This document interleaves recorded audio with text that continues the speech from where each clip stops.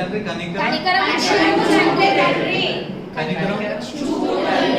కనికరము చూపు తండ్రి.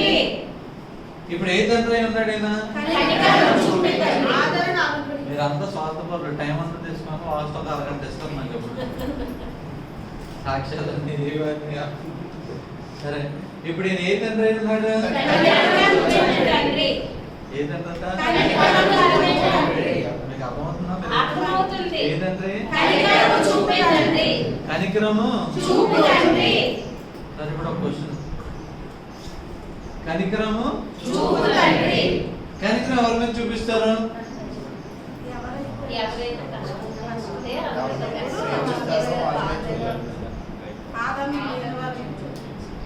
ఇంకా చెప్పండి. ఇంకా రాలేదు మీరు, ఇంకా నా ట్రాక్ లో. కనికరం ఎవరి మీద చూపిస్తారు? నువ్వు రోడ్డు మీదకి వెళ్తున్నప్పుడు అడుక్కున్నవాడు కూడా కనికరం చూపిస్తావు. 10 రూపాయలు 2 రూపాయలు వేస్తావు. ప్రేమిస్తున్నావా? ఇంకా ట్రైన్లో వెళ్తే కొంతమంది వేరే వాళ్ళు వస్తారు, డబ్బులు ఇవ్వాలనిపించకపోయినా సరే చుట్టుముట్టేస్తుంటారు. ఏం చేస్తారు? డబ్బులు ఇస్తాం. ప్రేమిస్తున్నాయి కదా. There is a reason why. ఒక ఏదో ఎందుకు చెప్తున్నాను, ఎవరి మీద కనికరం చూపిస్తున్నాము? ఎవరి మీద? కనికరము గల తండ్రి అంటే ఎవరి మీద కనికరము చూపిస్తున్నాడు?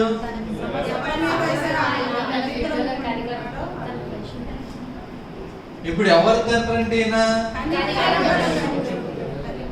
మాట్లాడదామా? ప్రార్థన చేద్దాం. ప్రాబ్లం సాయం పడదాం.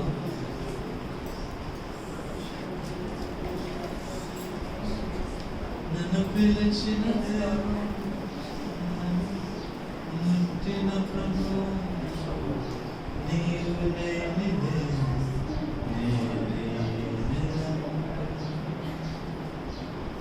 నన్ను పిలిచిన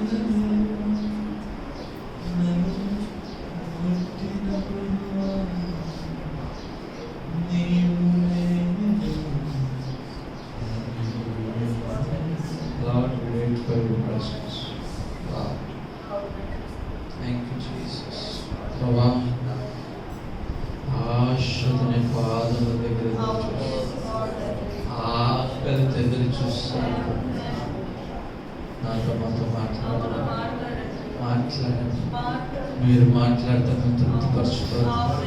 మా ఆత్మలు తీర్చబడి మా జీవితాన్ని మార్చబడాలి. మీరే మాట్లాడమని నిలబడిందని జ్ఞాపకం చేసుకోండి. మా ఆలోచన తలపులన్నీ పెరిగివేయమని స్పష్టంగా నీ స్వరమైన కృపను తెచ్చుకోండి. నీ వాగ్దానాన్ని చేతపట్టి నిలబడి నా నోరు బారుగా తెరుస్తుండగా నీ సత్యమైన మాటలతో నింపమని అడుగుచున్నాను. వచ్చా మా అందరితో మాట్లాడాలి, నాతో మాట్లాడమని, తద్వారా సంతోషంతో నింపబడటకు ఆనందంతో గంతులు వేయటకు సహాయం తెచ్చాడు. నా ప్రభు రక్షకుడనే స్తుతిస్తున్నాం, ప్రార్థించాలి, వేడుకుంటున్నాం తండ్రి. ఆమేన్. ఆమేన్. హల్లెలూయా. ఇప్పుడు ఏ తండ్రి? ఎవరి మీద కనికరం చూపిస్తాం మనం? ఎవరైతే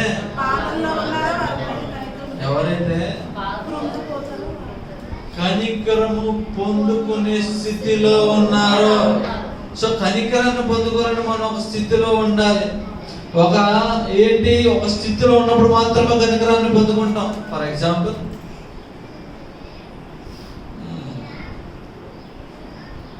ఒక సీఎం ఉన్నాడు అనుకోండి. సీఎం కనికరం పొందుకోవాల్సిన అవసరం ఉందా? ఎందుకు? సమస్య ఉంది. బాగా డబ్బులు సంపాదించి ధనవంతుడు ఉన్నాడు అనుకోండి. ధనవంతుడి కనికరం అవసరం అవుతుందా? చెప్పండి. అవసరం అవుతుంది. సో కనికరము గల తండ్రి అని అంటే ఆ తండ్రి దగ్గర నుంచి కనికరము మనం పొందుకోవాలంటే మనం ఒక దేంట్లో ఉండాలి? కనికరము పొందుకునే స్థితిలో ఉండాలి.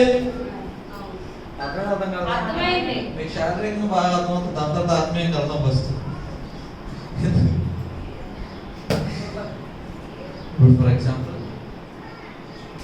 మనకు ఒక 1000 రూపాయలు కావాలనుకుందాం. ఫర్ ఎగ్జాంపుల్, ఎంత అవసరతలో ఉన్నాం. ఎవరైనా నీకు తెచ్చిస్తే కనికరము చూపించాడు అన్నది గ్రహిస్తాం. ఇప్పుడు కనికర గల తండ్రి ఎవరిని కనికరం ఆదరిస్తున్నాడు. ఎవరైతే అవసరతలలో ఉన్నారో, ఎవరైతే 1000 రూపాయలు కావాలని ఆశపడుతున్నారో వారిని కనికరించుట కొరకు ఎప్పుడైతే ఈయన వాళ్ళని కనికరించాడో అప్పుడు ఇంకెవరి పేరేంటి? కనికరము గల తండ్రి. అర్థమైంది. ఇప్పుడు ఆర్ఫనేజ్ ఉందనుకోండి, ఫర్ ఎగ్జాంపుల్ అనాథ పిల్లలందరినీ తెచ్చి పోషిస్తున్నారు అనుకోండి, ఏమంటారు? అరే ఆయన కనికరం కలిగి ఉన్నాడు. ఆ దంపతులు ఇద్దరు ఏంటి ఒక కనికరం కలిగి ఉన్నారు కనుక ఏం చేస్తున్నారు? ఆర్ఫనేజ్ ని, అనాథాశ్రమం నడిపిస్తున్నారు. వాళ్ళు కనికరాన్ని చూపిస్తున్నారు. కనికరం పొందుకున్నవాడు ఎవడు? అనాథ. కనికరిస్తున్న వారు ఎవరు? ఈ అనాథకి ఎలాగా ఉంటారు? ఇప్పుడు తల్లి తండ్రిగా మార్చబడతారు. అర్థం కదా? ఇప్పుడు ప్రభుని ఏమని పిలుస్తున్నాడు? అయినా కనికరము గల తండ్రి అని పిలుస్తున్నాడు. హలో, చదువు 3వ వచనం.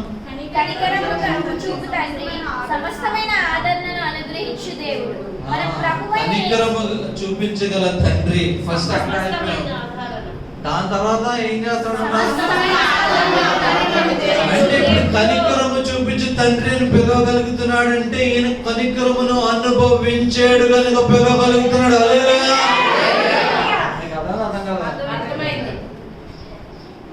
మాట చిన్న మాట సంబోధించడం లెటర్లో బాగా రాస్తున్నాను అనుకున్నారు, కానీ ఈయన ఎందుకు పిలవగలుగుతున్నాడు? నువ్వు ఎవరి దగ్గర కనికరాన్ని పొందుకుంటే అప్పుడు నువ్వు చెప్పగలుగుతావు, ఆయన కనికరాన్ని చూపించేవాడు రా, ఆయన మంచోడు రా, కనికరాన్ని చూపిస్తాడు రా అని. పొందుకోకుండా చెప్పగలుగుతామా? ఇప్పుడు అపోస్తలుడైన పౌలు గారు రాయటం మూల కారణం ఏంటో తెలుసా? ఆయన కనికరమును పొందుకున్నాడు కనుక కనికరము గల తండ్రి అని రాయగలిగాడు. నేను పొందుకున్నాను. కనికరం ఒకటే పొందుకోలే, ఇంకోటి పొందుకున్నాడు. ఆయన ఏం పొందుకున్నాడు?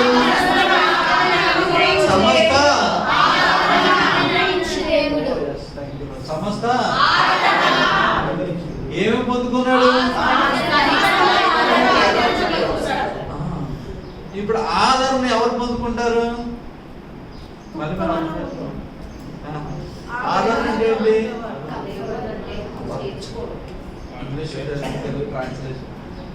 కంఫర్ట్ అంటే ఆదరణ అంటే ఏంటి?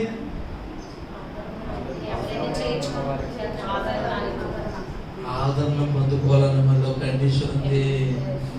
ఎవరు పడతారు? ఆదరించబడి ఆదరణ పొందుకోవడానికి మళ్ళీ ఒక అర్హత ఉన్నది. ఎవరు పడతారు? ఆదరిస్తారు. ఇప్పుడు నేను 2 విధాలు ఉన్నాడు. ఏంటంటే కనికరం చూపించుకుంటాడు. దాని తర్వాత ఆ కనికరం నుంచి ఒక ఆదరణ పొందుకుంటున్నాడు ఈయన. అందుకే ఆదరణ తండ్రి కనికరం తన్నానులే. కనికరమును బట్టి ఏం పొందుకున్నాడు? ఆదరణలోకి నడిపించబడుతున్నాడు. ఆ కనికరమును బట్టి ఆయన ఆదరణ పొందుకుంటున్నాడు. దానిని అనుభవించి ప్రకటిస్తున్న మాట కనికరము గల తండ్రి సమస్తమైన కొంచెం ఆదరణ, కొన్ని విషయాల్లోనే ఆదరణ, అన్ని విషయాలలో. ఇక్కడ ఉన్నారా? ఇప్పటికి డాన్స్ చేశారు. వాక్యం అన్ని విషయములలో ఏం పొందుకుంటాడంట? ఆదరణ. ఇప్పుడు చెప్పండి, మీకు ఏ విషయంలో ఆదరణ లేదు? ఏ విషయంలో లేదు? ఉద్యోగ విషయంలోనా, పిల్లల విషయంలోనా, భవిష్యత్ విషయంలోనా? నేను ఒక మాట చెప్తున్నాను, కనికరము ఏం పొందుకుంటాడంట? సమస్త చదవ 3వ వచనం.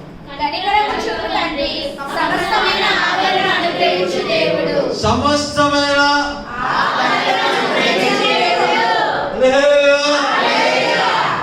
నెక్స్ట్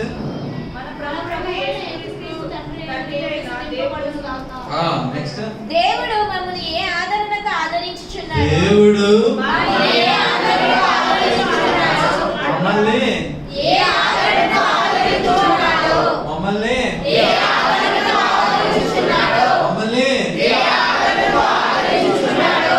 నెక్స్ట్ ఆదరణతో ఏ విషయంలో ఉన్నవారిని ఆదరించుటకు శక్తి గలవారు మగునట్లు ఆయన మా శ్రమ అంతటిలో మమ్మల్ని ఆదరించుచున్నాడు. మీకు అర్థం కాలే కదా? ఇప్పుడు చెప్తాను. ప్రభు ఏం చేస్తారంటే వీళ్ళని ఆదరిస్తున్నాడు. ఎందుకు ఆదరిస్తున్నాడు? ఎవరైతే ఆశ్రమంలో ఆదరణ లేని వారు ఉన్నారో వాళ్ళని ఆదరించుట కొరకు వీళ్ళు ఏం చేస్తున్నాడు? ఎక్కడ నడిపిస్తున్నాడు?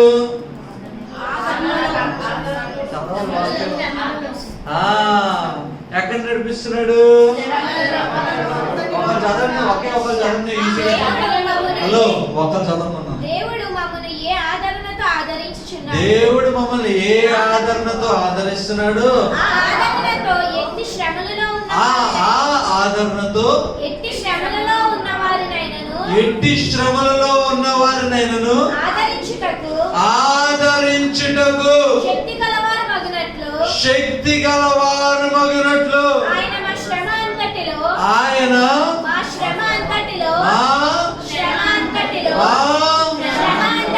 శ్రమంతటిలో మమ్మల్ని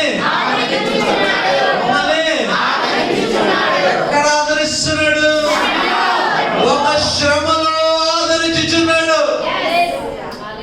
నీకు ఇంకా అర్థం కాలేదండి. ఎందుకు ఆదరిస్తున్నాడు? ఆ శ్రమలోనే, ఈ శ్రమలో పొందుకున్న ఆదరణను బట్టి అదే శ్రమలో ఉన్న వారిని నడిపించిన కొరకు. అర్థం కాలేదు ఇంకా. ఈ శ్రమలలో నడిపించబడుతున్న ఆదరణ ఏదైతే పొందుకున్నారో ఆ ఆదరణ బట్టి అదే శ్రమలో ఉన్న వారిని నడిపించుట కొరకు ప్రభు వీళ్ళని శ్రమలో ఆదరిస్తున్నాడు.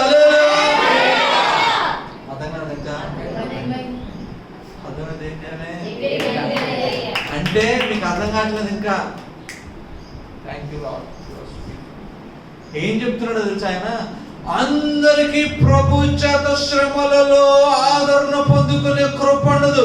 కొన్ని మందికి మేము నడుస్తున్న శ్రమలు బట్టి, మేము పొందుకున్న ఆదరణ బట్టి మేము వాళ్ళని నడిపించబోతున్నాం. అర్థం కాలేదండి మీకు ఇంకా? ఓ గాడ్. కొన్ని మంది అంట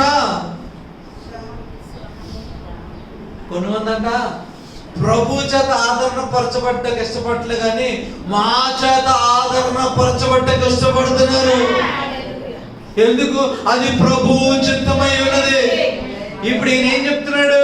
మేము శ్రమల్లో పొందుకున్న ఆదరణ ఎందుకు పొందుకుంటున్నామో తెలుసా? ఈ ఆదరణ బట్టి అదే శ్రమలో ఉన్న వారిని మేము నడిపించగలము. అర్థం కాదు? అర్థం ఏం చేయాలి? ఇప్పుడు శ్రమలో కావాలవుదా? ఎందుకు ఈ శ్రమ కావాలి?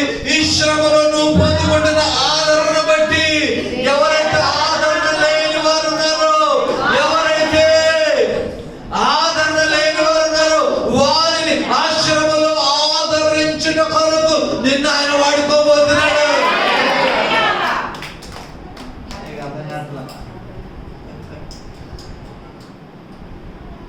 ఏ శ్రమలో అదే శ్రమలో కొంతమంది ఉన్నారు. అంటే ఆ మాటకు అర్థం తెలుసా? అదే శ్రమలో రెండు తెగల వారు ఉన్నారు. ఒక శ్రమలో అదే శ్రమలో ఉన్న రెండు తెగల వారు ఉన్నారు. ఒక తెగకైతే ప్రభు నుంచి ఆదరణ పొందుకుంటున్నారు. ఇంకో తెగ వారు ఏం చేస్తున్నారు తెలుసా? ప్రభు నుంచి పొందుకున్న ఆదరణ పొందుకున్న వారి ఆదరణ బట్టి ఆదరించబడుతున్నారు. ఏ తెగలో ఉండాలని ఆశపడుతున్నావు? ఏ తెగలో ఉండాలని ఆశపడుతున్నావు? హలో, అర్థం కాదా క్వశ్చన్? రెండు తెగల వారు ఉన్నారండి. ఒక తెగల వారైతే ప్రభువు చేత ఆదరణ పొందుతున్నారు. ప్రభువు చేత ఆదరణ పొందుతున్నారు. వాళ్ళు పొందిన ఆదరణ బట్టి ఇంకొక తెగనాలు ఏం చేస్తున్నారు? నడిపిస్తున్నారు. అంటే ఒక తెగ ఫస్ట్ తెగ ఆదరణ చూసి ఫస్ట్ గ్రూప్ ఆఫ్ పీపుల్ బట్టి నడిపించబడుతున్నారు. ఫస్ట్ గ్రూప్ ఆఫ్ పీపుల్ బట్టి ఫస్ట్ తెగలో ఉన్న వాళ్ళు మాత్రం ఏం చేస్తున్నారు? ప్రభు చేత ఆదరణ పొందుకొని నడిపించబడుతున్నారు. ఇప్పుడు నువ్వు ఎక్కడ ఉండాలని ఆశపడుతున్నావు? హలో, చెప్పాలి గట్టిగా. ఫస్ట్ గ్రూప్ లో ఉండాలని ఆశపడితే శ్రమలు పొందుకునే సిద్ధంగా ఉండాలి. దేనికి సిద్ధంగా ఉండాలి? ఆయన ఏమంటున్నాడు? ఈ శోధన ఎందుకు వచ్చిందంట? ఆదరణ పొందుకున్నటకు వచ్చింది. అంతనా రాయబడింది. ఈ శోధన ఎందుకు వచ్చింది? ఇప్పుడు నువ్వు శోధన పొందుకోవడానికి సిద్ధంగా ఉన్నావా? ఎందుకు? నీ శోధనలో ఆయన నీకు ఆధారము. ఆయన నీకు ఏమైపోతున్నాడు? కంఫర్ట్ అయిపోతున్నాడు. ఏమైపోతున్నాడు? నీకు ఆదరించబోతున్నాడు. ఆ ఆదరణను పొందుకోవాలంటే నువ్వు ఒక కండిషన్ ఉండాల్సిందే. ఆ కండిషన్ ఏంటి? సఫరింగ్ అన్న కండిషన్ ఉన్నప్పుడు మాత్రమే నిన్న ఆయన కంఫర్ట్ లో తీసుకెళ్ళబోతున్నాడు. నిన్న ఆయన ఆదరించాలంటే నువ్వు శ్రమల కొలుగులో ఉండాల్సిందే. ఆ కొలుగులో ఉన్నప్పుడు మాత్రమే ఆయన నిన్ను ఆదరించబోతున్నాడు. ఆదరణ ఎందుకు తెలుసా? ఆదరణ లేని వారికి నడిపించడం.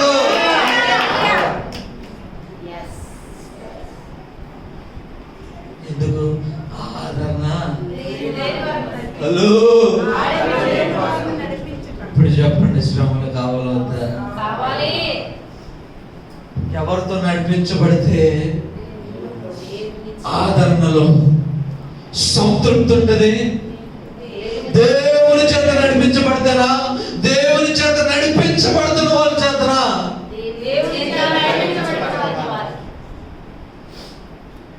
మీకు కూడా తెలుసా?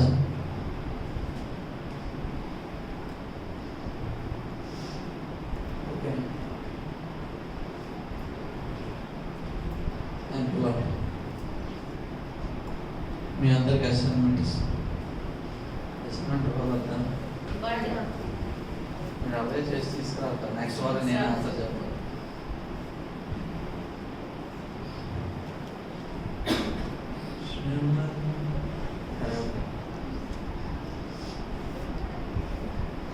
హిజ్కియా రాజు ఉన్నాడు. ఉన్నాడా లేడా? హలో, హలో, ఏం చేస్తున్నాడు ఆయన? ఏం చేస్తున్నాడు ఆయన? ఆదరించబడుతున్నాడా? ఎలా ప్రార్థన చేస్తున్నాడు?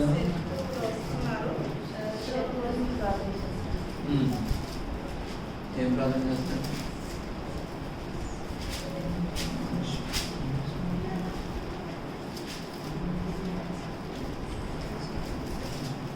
హిజ్కియా రాజు దగ్గరికి వచ్చి ఆయన అంటున్నాడు, అయ్యా నీ గుడారం నువ్వు చక్కబెట్టుకో, నీ పని అయిపోయింది ఇంకా అని చెప్తాను. అవునా కదా? చెప్తుంటే ఆయన ఏమంటున్నాడు? లేదు ప్రభా, నేను ఈ సన్నిధిలో యథార్థంగా ఎలా ఉన్నానో చేయమంటున్నాడు. సరే, యథార్థంగా నివసించ చేసిన తర్వాత ఏమైంది? దుష్టుడు ఏం చేశాడు?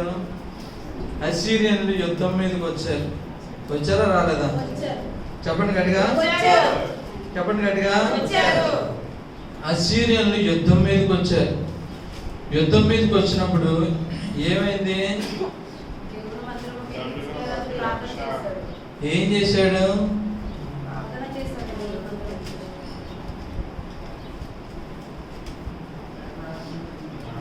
రెండో రాజులు 18వ వచనం. రెండో రాజులు 18వ వచనం. రెండో రాజులు 18వ అధ్యాయం. ఎక్కడ నుంచి చదువుతారంటే 14వ వచనం నుంచి చదవండి. 13వ అధ్యాయం 13వ వచనం నుంచి చదవండి. రెండో రాజులు 18:13 నుంచి చదవండి. రాజైన హిజ్కియా ఏలుబడిలో 14వ సంవత్సరమందు ఆషూరు రాజైన నహరీబు యూదా దేశమందున్న ప్రాకారములు గల పట్టణములన్నిటిని మీదకి వచ్చి వాటిని పట్టుకొనగా, యూదా రాజైన హిజ్కియా లాకీషు పట్టణమందున్న అషూరు రాజునొద్దకు దూతలను పంపి, నా వలన తప్పు వచ్చినది, నా యొద్ద నుండి తిరిగి నీవు వెళ్ళిపోయిన ఎడల నా మీద నీవు మోపిన దానిని నేను భరించుదునని వర్తమానము చేయగా, ఆషూరు రాజు యూదా రాజైన హిజ్కియాకు 600 మణుగుల వెండియు 600 మణుగుల బంగారమును జుల్మానాగా నియమించెను. కావున హిజ్కియా యెహోవా మందిరమందును రాజనగరమందున్న పదార్థములలో కనబడిన వెండినంతయు అతనికి ఇచ్చెను.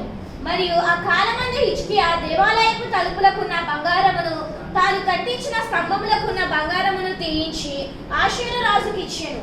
అంతటా ఆషూరు రాజు తర్తానును, రబ్బారీసును, రబ్షకేనును లాకీషు పట్టణము నుండి యెరూషలేము నందున్న రాజైన హిజ్కియా మీదకి బహు గొప్ప సమూహ సమూహముతో పంపెను. వారు యెరూషలేము మీదికి వచ్చి చాకిరేము మార్గమందున్న మెరకకోలను కాలువ యొద్ద ప్రవేశించి నిలిచి రాజును పిలువనంపగా హిల్కీయా కుమారుడను గృహ నిర్వాహకుడనైన ఎల్యాకీమును శాస్త్రియగు షెబ్నయేలును రాజ్యపు దస్తావేజుల మీదనున్న ఆషాపు కుమారుడైన యోవాహును వారి యొద్దకు పోయిరి. అప్పుడు రబ్షాకే వారితో ఇట్లనెను, ఈ మాటలు హిజ్కియాతో తెలియజెప్పుడు. మహారాజైన అష్షూరు రాజు సెలవిచ్చినదేమనగా, నీవు ఇలాగూ చెప్పవలెను, నీవు నమ్ముకుని ఈ ఆశ్రయాస్పదము ఏ పాటి ప్రయోజనకారి? యుద్ధ విషయంలో నీ యోచనము నీ బలమును వట్టి మాటలే. ఎవని నమ్ముకొని నా మీద తిరుగుబాటు చేయుచున్నావు? నలిగిన రెల్లు వంటి ఈ ఐగుప్తుని నీవు నమ్ముకొనుచున్నావు గదా. ఒకడు దాని మీద ఆనుకున్న ఎడల అది వాని చేతికి గుచ్చుకొని దూసిపోవును. ఐగుప్తు రాజైన ఫరో అతని నమ్ముకుని వారి కందరికి అట్టివాడే. మా దేవుడైన యెహోవాను మేము నమ్ముకొనుచున్నామని మీరు నాతో చెప్పుదరేమో. సరే, యెరూషలేమందున్న ఈ బలిపీఠమునతో మాత్రమే మీరు నమస్కారము చేయవలెనని యూదా వారికిని యెరూషలేము వారికిని ఆజ్ఞ ఇచ్చి, హిజ్కియా ఎవని ఉన్నత స్థలమును బలిపీఠములను పడగొట్టెనో ఆయనే కదా యెహోవా. కావున చిత్తగించి అష్షూరు రాజైన నా ఏలిన వానితో పందెము వేయుము. అష్షూరు రాజుతో పందెము వేయుము. చాలా జాగ్రత్తగా ఉండండి, ఇదంతా మీకు తర్వాత చెప్తాను చదివిన తర్వాత. 2000 గుర్రముల మీద రౌతులను ఎక్కించుటకు నీకు శక్తి ఉన్న ఎడల నేనే వాటిని నీకు ఇచ్చేదను. అట్లయితే నా యజమానుని సేవకులలో అత్యల్పుడైన అధిపతి ఒకనిని నీవెలాగూ ఎదురింతువు? రథములను రౌతులను పంపునని ఐగుప్తు రాజుని నీవు ఆశ్రయించుకొంటివే. యెహోవా సెలవు నొందకయే ఈ దేశమును పాడు చేయుటకు నేనే వచ్చితినా? లేదా ఆ దేశము మీదకి పోయి దాని పాడు చేయమని యెహోవా నాకు ఆజ్ఞ ఇచ్చెను అనెను. హిల్కీయా కుమారుడైన ఎల్యాకీము, షెబ్నయు, యోవాహు అనువారు చిత్తగించుము. నీ దాసులమైన మాకు సిరియా భాష తెలియను గనుక దానితో మాట్లాడు ప్రాకారము మీదనున్న ప్రజల వినికిడిలో యూదుల భాషతో మాట్లాడుకుమని రబ్షాకేతో అనగా, రబ్షాకే ఈ మాటలు చెప్పుటకై నా యజమానుడు నీ యజమానిని నీ యొద్దకును నన్ను పంపెనా? అప్పుడు ఎక్కడి నుంచి చదువుతుంటే మళ్ళీ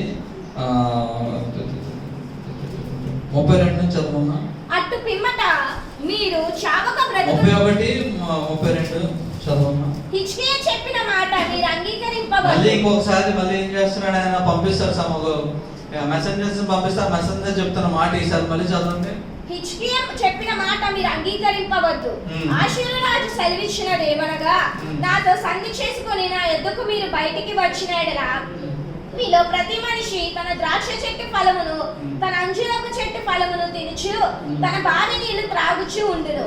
అటు పిమ్మట మీరు చావక బ్రతుకున్నట్లుగా మేము వచ్చి మీ దేశమంతటి దేశమునకు అనగా గోధుమలను ద్రాక్ష రసమును గల దేశమునకు, ఆహారమును ద్రాక్ష చెట్లను గల దేశమునకును, ఒలీవ తైలమును తేనెయును గల దేశమునకు మిమ్మును తీసుకొని పోవుదుము. అచ్చట మీరు సుఖముగా నుందురు. కావున యెహోవా మిమ్మును విడిపించినని చెప్పి హిజ్కియా మీకు బోధించు మాటలను వినవద్దు. చాలు, హల్లెలూయా. ఇప్పుడు దాకా ఏం చూసారంటే మీరు ఏం చూసారు? హెస్సీరియన్లు వచ్చారు. హెస్సీరియన్లు ఏం చేస్తున్నారు? ఇజ్రాయెల్ మీద యుద్ధం చేయాలని ఆశపడుతున్నారు. హిజ్కియా ఏం చేశాడు? ఫస్ట్ టైం యుద్ధాన్ని అవాయిడ్ చేయాలని చెప్పి ఉన్న ఆస్తి అంతా తీసుకొని ఇచ్చినట్లుగా చూస్తున్నాము. అయినా సరే వాళ్ళు ఏం చేశారు? ఇజ్రాయెల్ అతి సమీపంగా ఒక వాగు దగ్గర నిలిచినట్లుగా చూస్తున్నాము. నిలిచిన తర్వాత ఏం చేస్తున్నారు? ఆ ప్రాకారం, ఇజ్రాయెల్ దగ్గర ఉన్న ప్రాకారం దగ్గరకు వచ్చి వీళ్ళు మాట్లాడుతున్నట్లుగా మనం చూస్తున్నాం. ఆ ప్రాకారం మీద ఎవరు నిలబడ్డారు? ఇజ్రాయెల్ ప్రజలందరూ ఊరు లోపలికి ప్రవేశించకుండా ఆ ప్రాకారం మీద నిలబడుతున్నప్పుడు ఈ జరుగుతున్న సంభాషణ ఏం చెప్తున్నాడు? అసలు మీరు దేన్ని చూసి ఏంటి మీరు గర్వపడుతున్నారు? మీ దేవుడు కాపాడుతాడు అనుకున్నారా? మీ దేవుడు పంపిస్తానే నేను వచ్చాను, మిమ్మల్ని నేను ఏం చేస్తాను? హతము చేస్తాను. నెక్స్ట్ ఐగుప్తు వీటి మీద మీరు నమ్మకం పెట్టుకుంటున్నారా? అవి ఏం చేస్తారు? పొడిస్తే మీ చిటికిన వేలు పోతుందా అన్న క్వశ్చన్స్ అన్ని అడుగుతూ లాస్ట్కి ఏమన్నాడు? ఒక 8 మంది అంట, 8 మందిని 2000 హార్సెస్, ఒక 2000 మంది గుర్రాలను ఇస్తాను. గుర్రం మీద కనీసం యుద్ధము చేయగలిగిన వారిని మీరు ఎక్కించండి, ఎక్కిస్తే చాలు, ఏం చేస్తారంటే ఆయన వెళ్ళిపోతాను అని ఈ విధంగా ఏం చేస్తున్నాడు? హిజ్కియా రాజుని ఏం చేస్తున్నాడు? హిజ్కియా రాజుని తక్కువ చేసి మాట్లాడుతున్నాడు. మీరు ఇంకా గుర్తుపెట్టుకోండి, ఎవరి చేత ఆదరణ పొందుకుంటే బాగుంటుంది అన్న దగ్గర ఆగిపోయాం మనం. అర్థం కదా, దేవుని చేత లేదా దేవుని చేత నడిపించబడుతున్న వారి దగ్గర అన్నది ఆగిపోయాం మనం. జాగ్రత్తగా వినండి, అది ఇంకా అక్కడే ఉంది. దానికి ఆన్సర్ నేను చూపించబోతున్నాను. ఇప్పుడు మీకు డిఫరెన్స్ చూపించబోతున్నాను. ఇప్పుడు ఇవన్నీ మాటలు విన్న తర్వాత హిజ్కియా ఈ మాటలన్నీ విన్న తర్వాత 19వ అధ్యాయంలో మొదటి వచనం చదవమ్మా. హిజ్కియా విని తన బట్టలు చింపుకొని గోనె పట్ట కట్టుకొని యెహోవా మందిరమునకు పోయి గృహ నిర్వాహకుడగు ఎల్యాకీమును శాస్త్రి షెఫ్నాను యాజకులను పెద్దలను ఆమోజ కుమారుడును ప్రవక్తయైన యెషయా యొద్దకు పంపెను. ఎక్కడికి పంపించాడు? ఎక్కడ పంపించాడు? ప్రవక్త అయిన యెషయా దగ్గరికి పంపించాడు. ఆ జాగ్రత్తగా వినండి, అర్థం చేసుకోండి. ఎవరెవరిని పంపించాడు? ఈ మాట విన్న తర్వాత బట్టలు చెప్పుకొని గృహ నిర్వాహకండి. ఆ నెక్స్ట్ ఇంకా యాజకులలో పెద్దవారిని, నెక్స్ట్ గృహ నిర్వాహకుని పేర్లు వదిలేద్దాం కాసేపు. యాజకులని గృహ నిర్వాహకుని ఏం చేశాడు? అక్కడికి పంపించాడు. ఎక్కడికి పంపించాడు? ఎక్కడికి పంపించాడు? యెషయా అన్న ప్రవక్త దగ్గర పంపించాడు. యెషయా అన్న ప్రవక్త ఏం చెప్తున్నాడు? 5వ వచనం చదవమ్మా. రాజైన హిజ్కియా సేవకులు యెషయా దగ్గరికి రాగా, రాజైన హిజ్కియా సేవకులు యెషయా దగ్గరికి రాగా యెషయా వారితో ఇట్లనెను, మీ యజమానునికి ఈ మాట తెలియజేయండి. యెహోవా సెలవిచ్చినదేమనగా, ఆషేరు రాజు పనివారు నన్ను దూషింపగా నీవు వినిన మాటలకు భయపడవద్దు. ఆషేరు రాజు నన్ను దూషించగా ఆ మాటలకు నువ్వు భయపడండి. అండర్లైన్ చేసుకోవాలి మీరంతా. మీకు ఇప్పుడు ఒక మైండ్ బ్లోయింగ్ ఒకటి చూపించబోతున్నాను, రెడీగా ఉండండి. చదవండి. అతనిలో ఒక ఆత్మను నేను పుట్టింతును, అతడు వదంతి విని తన దేశమునకు వెళ్ళిపోవును, తన దేశమందు కత్తి చేత అతని కూలి చేయుదును. ఆషేరు రాజు లాకీషు పట్టణమును విడిచి వెళ్ళి లిబ్నా మీద యుద్ధము చేయుచుండగా, ఎక్కడ దాకా చదివాము? 7వ వచనం దాకా చదివావు కదా, 7వ వచనం దాకా.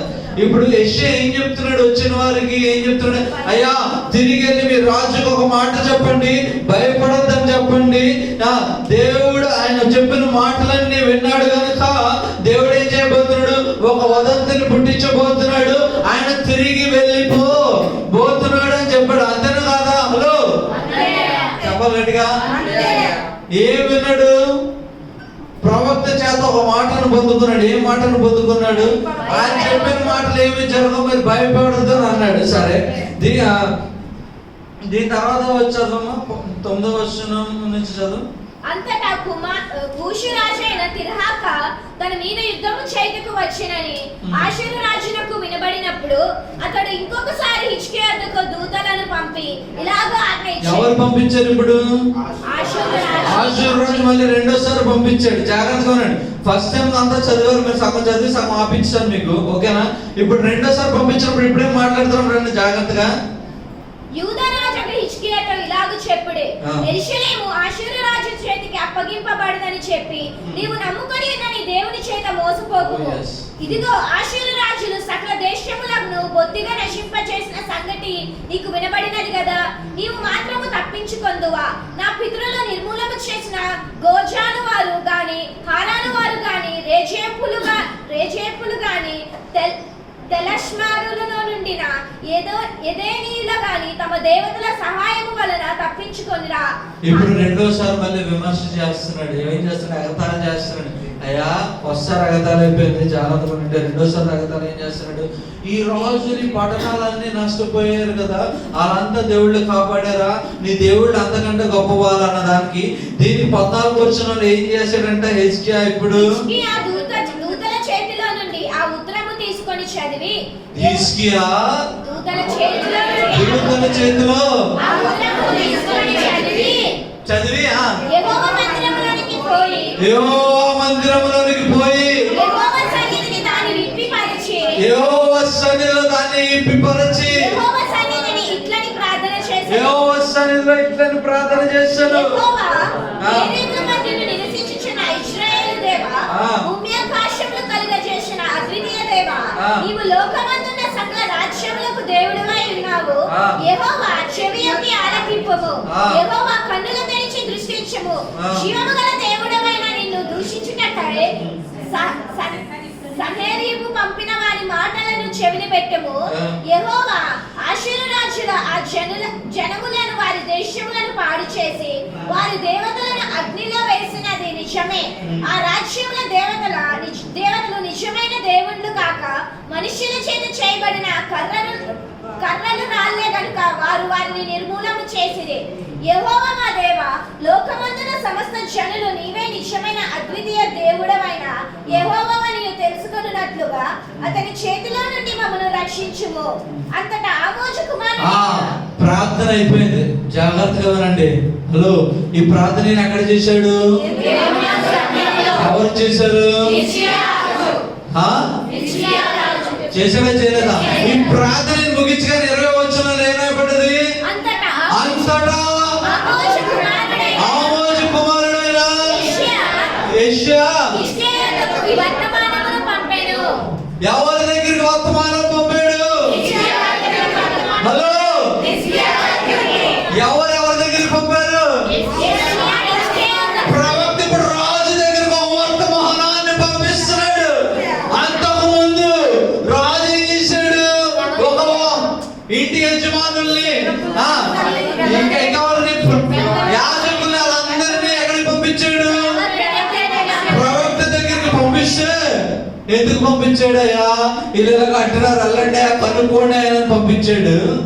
కానీ రెండోసారి ప్రవక్తే దేవుని చేత వర్తమానం పొందుకొని రాజు దగ్గరికి వస్తున్నాడు.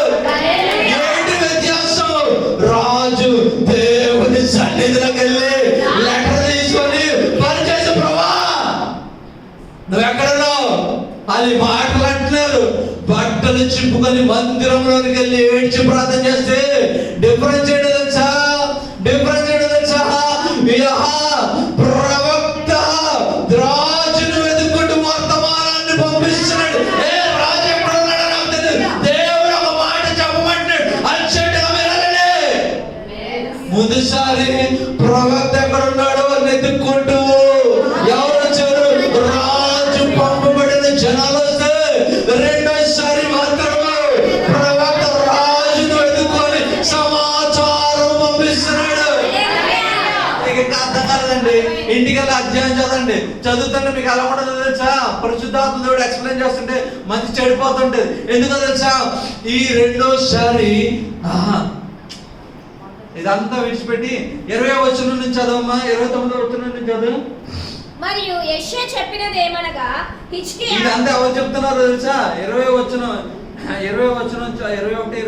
21 చదువు ఫస్ట్. అంతటా ఆమోజు కుమారుడైన యెషయా హిజ్కియాకు ఈ వర్తమానము పంపెను. ఇశ్రాయేలీయుల దేవుడగు యెహోవా సెలవిచ్చినదేమనగా,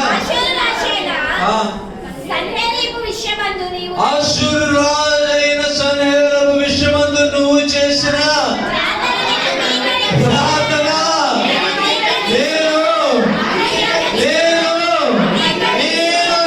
సమాచారాన్ని పంపిస్తున్నాను. ఆ సమాచారం ఏంటో తెలుసా? In response of your prayer, నువ్వు చేసిన ప్రార్థనకు బదులుగా ఒక సమాచారం పంపిస్తున్నాను. అంటే ఈ కింద రాయబడ్డది చూసారా? ఇక్కడ నుంచి 34 దాకా రాయబడ్డదంతా ఏంటి? యెషయా ఎవరికి చెప్తున్నది? యెషయా రాజుకి ప్రభు ద్వారా పొందుకున్న సమాచారం అది. ఆ సమాచారంలో నేను ఎక్కడ నుంచి చదవమన్నా తెలుసా? 29వ వచనం నుంచి చదవమంటున్నాను. మరియు యెషయా చెప్పినది ఏమనగా, హిజ్కియా నీకు ఇదే సూచన. ఈ సంవత్సరమందు దానంతటా అదే పండు ధాన్యమును 2వ సంవత్సరమందు దాని నుండి కలుగు ధాన్యమును మీరు భుజింతురు. హలో, ఏంటంటే ఈ సంవత్సరము దానంతటా అదే. ఇంకా అర్థం కావట్లేదండి. అసలు సన్హెరీబు రాజు ఏ విధంగా క్రిటిసైజ్ చేశారో మీకు అర్థం కావట్లే. ఏమంటాడు? మీకు బలం ఉందా? మీరు ఐగుప్తీయులను నమ్ముకుంటున్నారు, 2000 మందిని ఎక్కిస్తారంటే దానికి ప్రభు ఒక్కొక్క మాటకి ఇస్తున్న ఎక్స్ప్లెనేషన్ చదవమ్మా. ఈ సంవత్సరమందు దానంతటా అదే పండు ధాన్యమును 2వ సంవత్సరమందు దాని నుండి కలుగు ధాన్యమును మీరు భుజింతురు. 3వ సంవత్సరమున మీరు విత్తనము విత్తి చేలు కోయుదురు, ద్రాక్ష తోటలు నాటి వాటి ఫలమును అనుభవించుదురు. ఆ. యూదా వంశంలో తప్పించుకొనిన శేషము ఇంకను క్రిందికి వేరు తన్ని వీడికి ఎదిగి ఫలించును. శేషించు వారు యెరూషలేములో నుండి బయలుదేరుదురు. తప్పించుకొనిన వారు సియోను కొండలలో నుండి బయలుదేరుదురు. హల్లెలూయా. ఎవరు తప్పించుకోరు, మీరు ఎవ్వరు మిగలరు, మీరు నాశనం అయిపోతారని చెప్తుంటే ఈయనంటున్నాడు, అయ్యా నువ్వు ఎక్కడే ఉంటావు, నువ్వు కష్టపడకుండానే నీకు మొదటిసారి నేను వేస్తాను, ఆహారం పెడతాను, 2వ సంవత్సరం పెడతాను, 3వ సంవత్సరం కూడా పెట్టబోతున్నాను, నువ్వు పంటను కోయబోతున్నావు, నువ్వు నిరాశపడటకు వీల్లేదు. ఎవరు చెప్తుంది? దేవుడిని యెహోవాని చెప్తున్నాను. అంతేనా? ఇంకొక అద్భుతమైన మాట ఉంది, చదవం ఇప్పుడు, చదువు. యెహోవా ఆసక్తి దీని నెరవేర్చును. కాబట్టి ఆషేరు రాజును గురించి యెహోవా సెలవిచ్చినదేమనగా, ఇప్పుడు చెప్తున్నాడు, అతడు ఈ పట్టణంలోనికి రాడు. ఆయన మొదటిసారి ఏం చెప్పాడు? భయపడద్దు, ఏమవుతాడు, ఆయన వెళ్ళిపోతాడు అని అన్నాడు. కానీ ఈసారి ఏం చేస్తున్నాడు? అసలు ఈ పట్టణంలోనికి రాడు. వ్యత్యాసం ఉందా మొదటి సమాచారానికి 2వ సమాచారానికి? హలో, మొదటిసారి ఈయన పంపించినప్పుడు పొందుకున్న సమాచారానికి 2వసారి ప్రభు చేత పంపబడిన సమాచారానికి వ్యత్యాసం ఉందా లేదా? చెప్పాలి గట్టిగా. చదవండి ఇంకా. దాని మీద ఒక బాణమైన ప్రయోగింపడు. దాని మీద ఒక కేడమునైనా దానికి కనపరచడు. దాని ఎదుట ముత్తడి తిప్పలు కట్టడు. ఈ పట్టణము లోపలికి రాక తను వచ్చిన మార్గమునని అతడు తిరిగి పోవును. ఇదే యెహోవా వాక్కు. నా నిమిత్తమును నా సేవకుడైన దావీదు నిమిత్తమును నేను ఈ పట్టణమును కాపాడి రక్షించెదను. ఆ రాత్రి యెహోవా దూత బయలుదేరి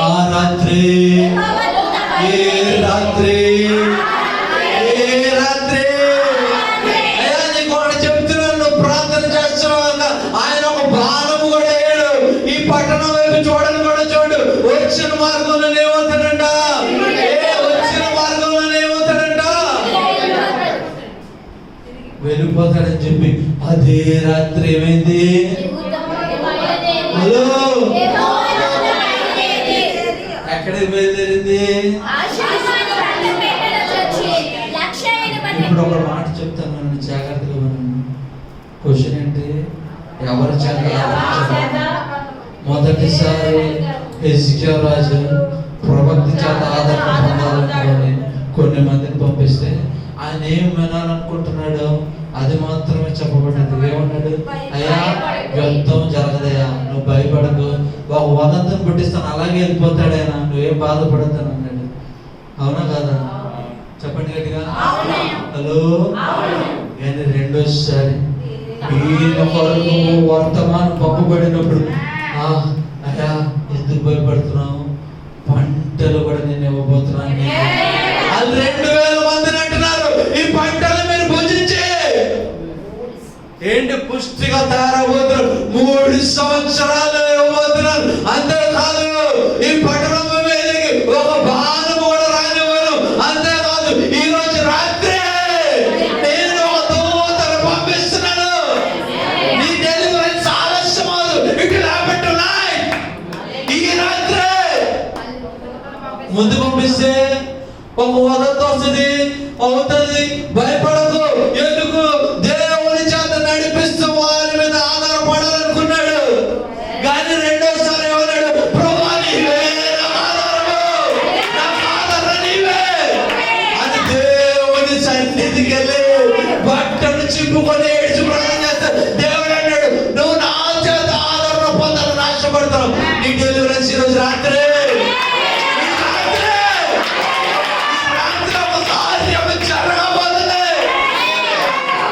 ఏంటి వ్యత్యాసము? ఆదరణ పొందుకోవాలని ఆశపడ్డాడు. ఒకటి, మొదటిసారి ప్రవక్త చేత ఆదరణ పొందాలని ఆశపడ్డాడు. కానీ 2వసారి దేవుని చేత ఆదరణ పొందాలని ఆశపడ్డాడు. ఎప్పుడైతే దేవుని చేత ఆదరణ పొందాలన్నాడు, ఆశపడ్డాడు, అదే రోజు రాత్రి ఒక కార్యం జరిగినది. ఎవరి చేత ఆదరణ పొందాలనుకుంటున్నావు? ఎవరి చేత? రోషము కలిగి దేవుని చేత పొందాలని ఆశపడుతున్నావా? హెజ్కియా రాజు రా, ఆయన సన్నిధికి రా. ప్రభువా, అయితే మళ్ళీ మర్చిపోకండి, ఆదరణ పొందుకోవాలంటే ఒక కండిషన్, శోధనలోకి నడిపించబడాలి. యేసుకే రాజు ఆదరణ పొందుకోవాలని ఆశపడ్డాడు. దేవుడు రా ఎవరిని అశీర్యాలను పంపించాడు, యుద్ధం చేయటంతో మామూలుగా పంపించలే. లెక్క పెట్టుకొని ఎన్ని మంది వచ్చారు, సైన్యం ఎంత మంది, ఇంటికి చేసుకొని టైం లేదు. ఇంటికి చదివితే మీకు అసలు అర్థం కాదు. ప్రభా ఇంత పెద్ద సైన్యము ఇది చూస్తే 2000 మందిని అడుగుతున్నాడు, ఏలి చేయించున్నాడు అంటే ఎంత గొప్ప శోధన, ఎంత గొప్ప శోధన. ఎన్ని మందిని చంపిందండి దేవదూత? ఇద్దరు చంపిందా? 2000 మంది చంపిందా? హలో, ఎన్ని మందిని? 10 మంది.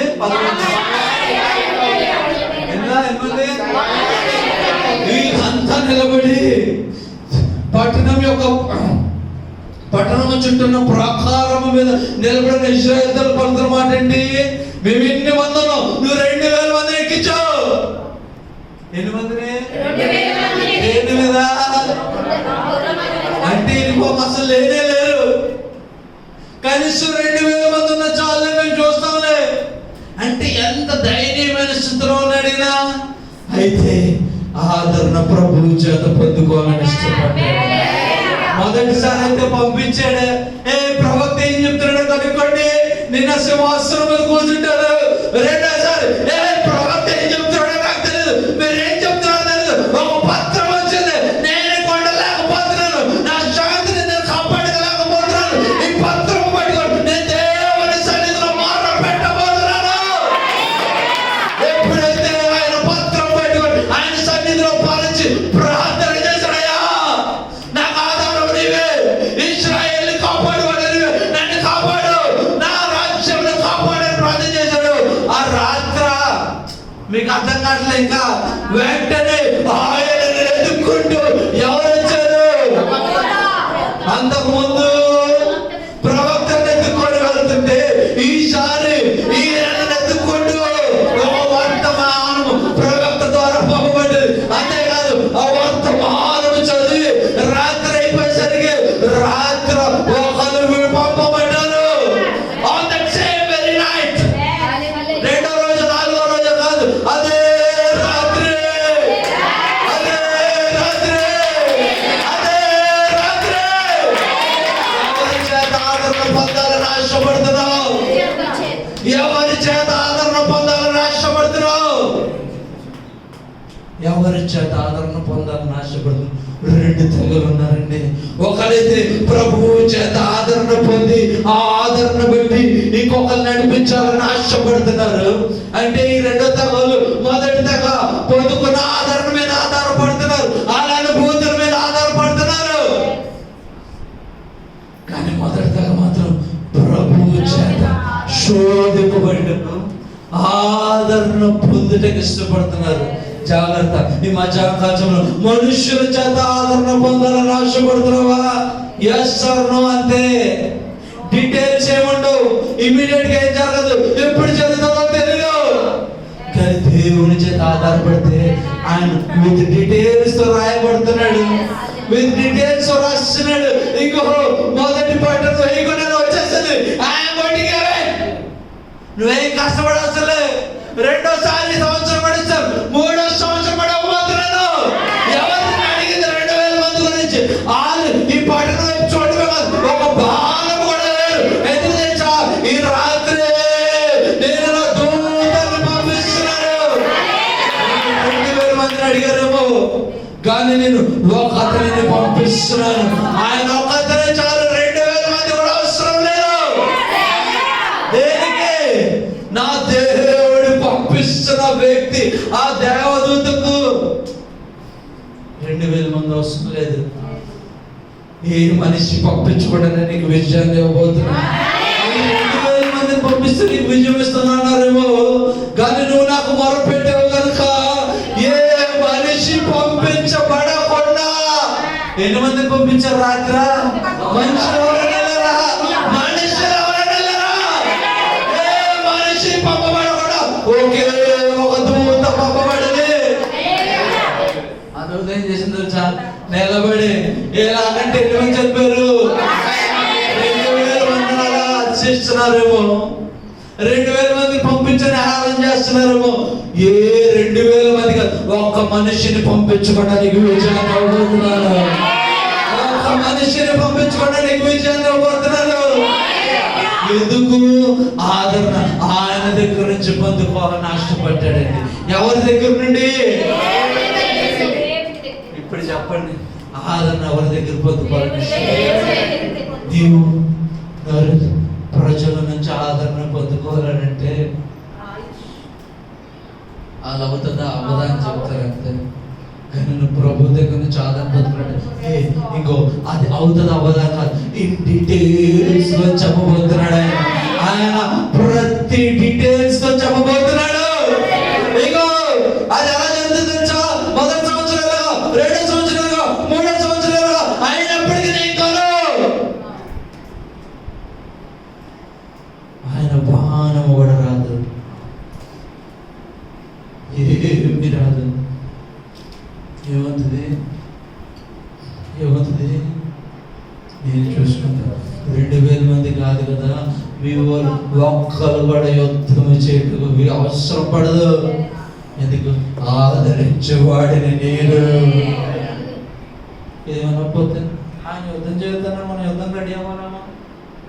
అందరూ ఏం చేసుకోండి, గొర్రెలు రెడీ చేయండి, కత్తులు తవ్వండి, కత్తులు షార్ప్ చేయండి, సంచులు పెట్టుకోండి, రెడీగా ఉండండి. ప్రభు చెప్పాడు కానీ ఎందుకైతే మంచిది, జాగ్రత్తగా ఉండాలేమో, రెడీగా ఉన్నాం.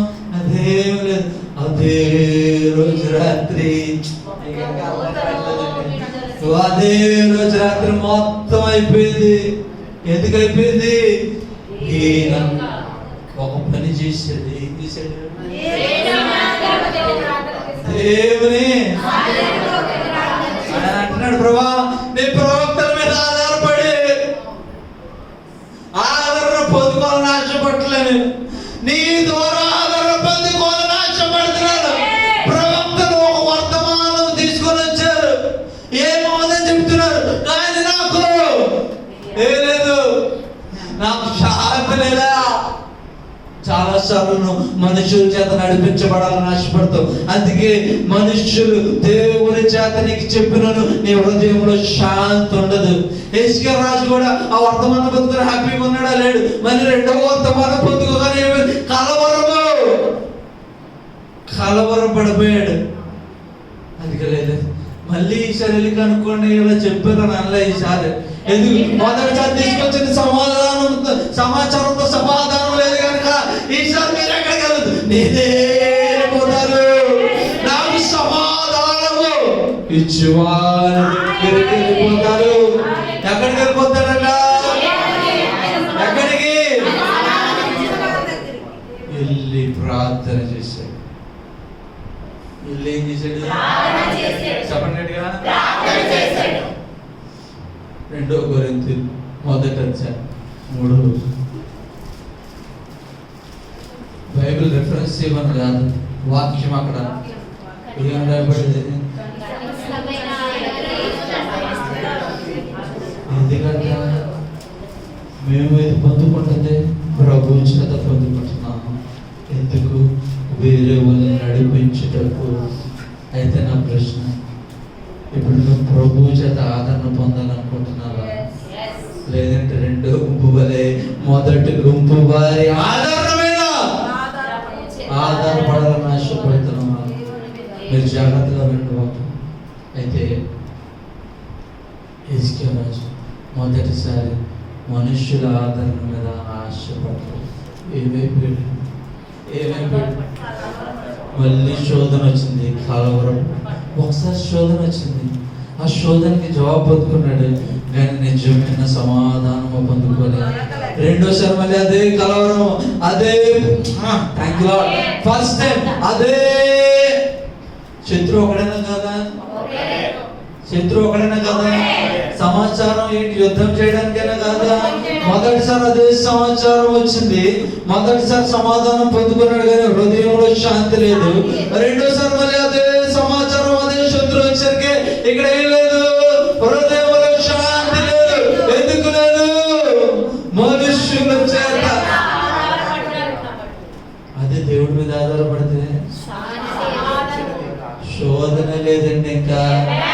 శోధన రాత్రికి రాత్రి ఏమైపోయింది?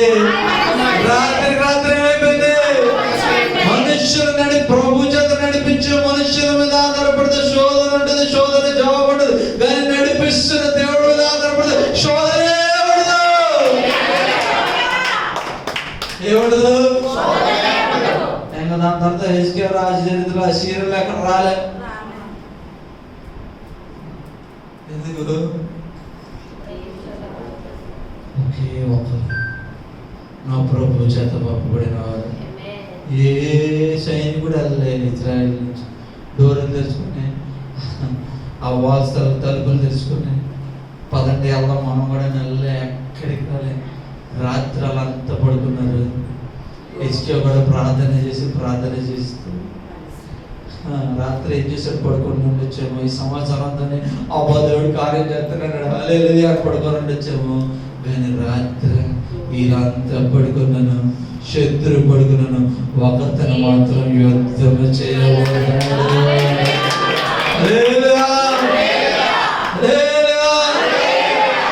ఆదరణ. ఇప్పుడు చెప్పండి, క్వశ్చన్కి వచ్చేద్దాం. శ్రమలు కావాలా వద్దా? అబ్బో శ్రమలను చూసి బాధపడటం కాదు, శ్రమలను ఎదుర్కొనటంలో ఏం చేయాలి? బ్రదర్ వచ్చి ప్రార్థన చేయండి. ప్రార్థన చేయమని అడగడం తప్పు కాదు. దేవుడి మీద ఆధారపడటం అంతకంటే ఇంపార్టెంట్. ఎవరి మీద ఆధారపడము? ఎవరి మీద ఆయన మీద నువ్వు ఆధారపడితే ఆయన నీకు డీటెయిల్స్, టైం, డేట్ అన్నిటిలో ఏం చేయబోతున్నాడు? చెప్పబోతున్నాడు. అంతేకాదు అదే రాత్రి కార్యము జరగబోతుంది. ఏ రోజు? ఒక సంవత్సరం తర్వాత, 10 రోజుల తర్వాత, అదే నేను హృదయంలో బాధ ఉంది. ఫస్ట్ టైం ఏం చేశాడు తెలుసా? మీకు ఇంకా అర్థం కాకుండా థ్యాంక్ యూ లార్డ్. హృదయంలో బాధ ఉంటే ఫస్ట్ టైం ఏం చేశాడు తెలుసా? అరే నేను ప్రార్థన చేయను కానీ మీరు వెళ్ళి ప్రార్థన చేసి ఆయన ఏం చెప్తాను కనుక్కొచ్చాను అని అంటున్నాడు. ఎవరంట? ఎవరు ప్రార్థన చేయరంట? నేను బట్టలు చెప్పుకోవాలని బాధపడతాడు కానీ ప్రార్థన చేయట్లేదు ఫస్ట్ టైం. ఎందుకు? నా గురించి ప్రార్థన చేసే వాళ్ళు అక్కడ ఉన్నారు కాబట్టి ఆ దగ్గరికి వెళ్ళిపోండి అని అంటున్నాడు. రెండోసారి మాత్రం ఎవరు ప్రార్థన అవసరం లేదు, బట్టలు చెప్పుకోవాలి నా ప్రార్థనే అంటే. ఇప్పుడు వ్యక్తిగత ప్రార్థన గొప్పదా లేదంటే పక్కన మీరు హలో శ్రమలలో నీ వ్యక్తిగత ప్రార్థన అవసరము. పక్కన నీ గురించి ప్రార్థన చేయడం కాదు. నీ పరిస్థితి ఏముంది? నీ ప్రార్థన జీవితం ఏముంది? శ్రమలలో నడిపించబడుతున్నాడు. నీ ప్రార్థన చాలా అవసరం. అంతసేపు పక్కలు ప్రార్థన చేస్తారు, సంఘం ప్రార్థన చేస్తుంది, సమస్య వస్తే చాలు వాళ్ళు ప్రార్థన చేసి నో సమస్యలు నీ వ్యక్తిగత ప్రార్థన అంత ప్రాముఖ్యత.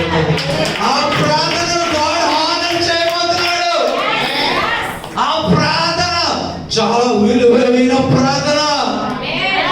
ఆ ప్రార్థన చేసిన ఆయన కూడా చాలా రాత్రికి రాత్రి పంపించబడుతుంది.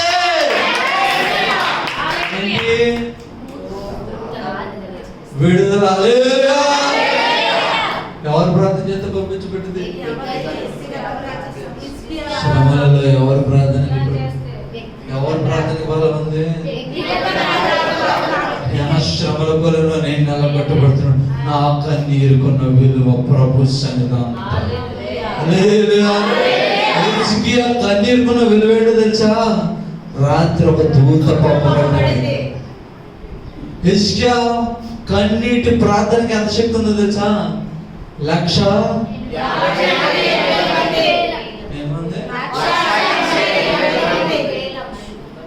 ఒక ప్రాణాలు కూడా దేవుడు లెక్క చేయలేదు.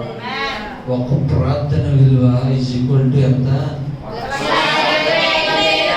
ప్రాణమును కూడా ఆయన లెక్క చేయలేదు. లెక్క చేశాడా?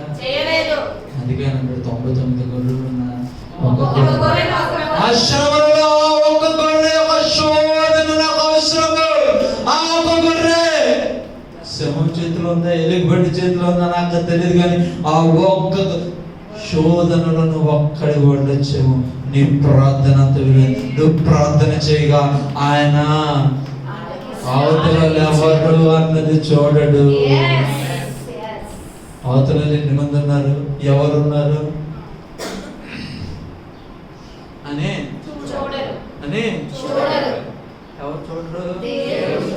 ఆయన 1,80,000 ప్రాణాన్ని సైతం లెక్క చేయలేదు. ఎందుకు చేయలేదు తెలుసా? ఒక అతని వ్యక్తిగత ప్రార్థన. ఎక్కడ చేశాడు? దేవుని మందిరంలోకి వెళ్ళి ఏం చేశాడు? బట్టల ముందే చూపించుకున్నాడు. దేవుని సన్నిధికి వెళ్ళి ఆ పత్రాన్ని పరిచి ఏమన్నాడు? ప్రభా, ఈ పత్రం నీ సన్నిధిలో పెడుతున్నాను. అలా అన్న మాట జవాబు ఏం పంపించబడింది? నువ్వు సెనహేరు రాజుకి, అసీరియన్ రాజుకి వ్యతిరేకంగా చేసిన ప్రార్థన నేను ఆలకించాను. 19వ అధ్యాయం 20వ వచనం అంతేనా రాయబడింది? 21. ఏ ప్రార్థన ఆలకించాడట?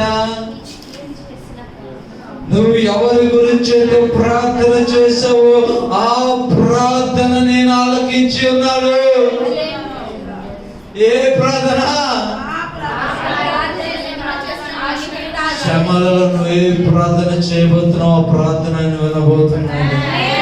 అయితే మనం ప్రార్థన చేసి అనుకుంటున్నాం, సార్ శ్రమలు వచ్చినాయండి, సార్ కష్టాలు వచ్చినాయండి, మీరు ప్రార్థన చేసేయండి, సంఘంలో నిలబడి ప్రార్థన చేసేయండి.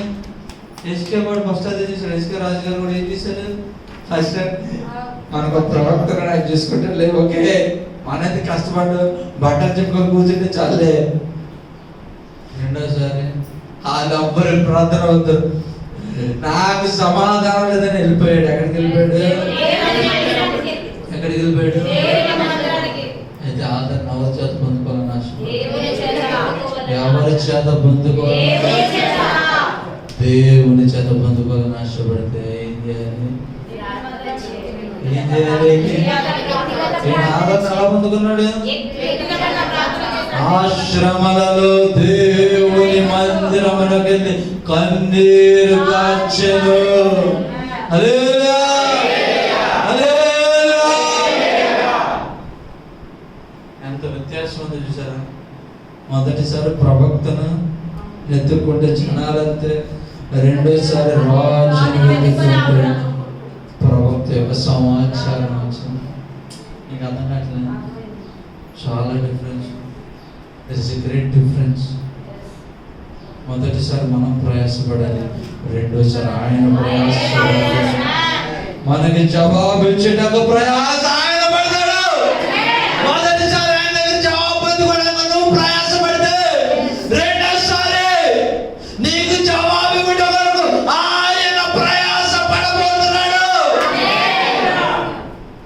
అందుకే దేవదూత పంపబడ్డది, అందుకే జనులు పంపబడ్డారు. ఎవరి దగ్గరికి? ఎక్కడున్నాడో నాకు తెలియదు. తీసుకువెళ్ళండి, తీసుకువెళ్ళండి. సమాచారం పొందిన రాత్రి విడుదలను అనుభవించాడు. హల్లెలూయా, హల్లెలూయా. ఎందుకో తెలుసా? ప్రార్థన చేయాలి, ప్రభు చేత ఆదరణ పొందాలని ఆశపడ్డాడు. నీకేం ఆశ? మోకరిద్దామా? 2 నిమిషాలు మోకరిద్దాము. పెట్టి ద్రాక్షారసం కళ్ళకు ముందు కళ్ళు మూసుకున్నాం. ప్రతి కళ్ళు మూసుకున్నాము, కళ్ళు మూసుకున్నాము.